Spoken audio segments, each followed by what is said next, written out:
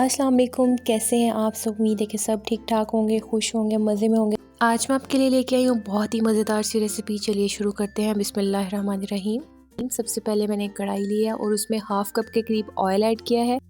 Oil add करने के बाद उसमें स्लाइसिस में कट हुआ जिंजर और गार्लिक ऐड करेंगे और इसको हल्का सा सौते कर लेंगे।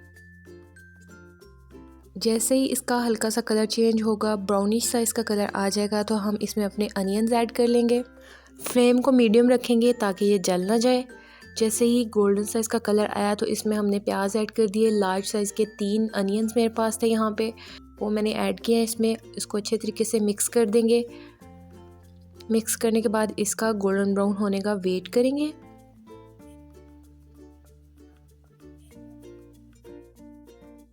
दूसरी तरफ हमने कुछ स्पाइसेस ले लिए हैं, जिसमें सुर्ख मिर्च है, नमक है, पिसी हुई मिर्च है, उसके अलावा धनिया है, ज़ीरा है, टमाटोज़ हैं, उसके अलावा हमारे पास एक शिमला मिर्च है, उसके अलावा 3 अंडे हैं हमारे पास।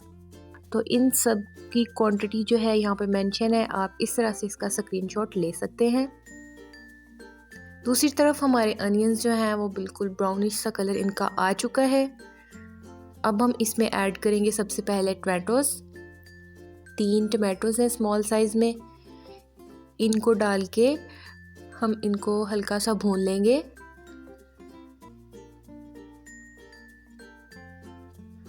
दो से 3 मिनट भूनने के बाद इसमें जो मेरे पास स्पाइसेस थे वो मैंने इसमें ऐड कर दिए हैं, और इसमें जो साबुत हरी मिर्च थी उसको मैंने निकाल लिया है। उसको हम एंड पे गार्निश में यूज़ करेंगे। इसको हम डाल के अच्छा सा इसको भून लेंगे। अब 2 से 3 मिनट भूनने के बाद इसमें हम शिमला मिर्च ऐड करेंगे। 1 अदद शिमला मिर्च है मेरे पास। ये बिल्कुल ऑप्शनल है, अगर आपके पास है तो आप डाल लें। इसको भी अच्छी तरीके से भूनेंगे। अब हमने उसी प्लेट में थोड़ा सा पानी लेके इसमें डाल दिया है ताकि ये सॉफ्ट हो जाए। टमाटोज़ को हम थोड़ा सा अच्छे तरीके से गला लेंगे। मसाला अच्छी तरीके से बन चुका है। अब हम इसमें इस तरह से 1 बाय 1 करके एग्स ऐड करेंगे।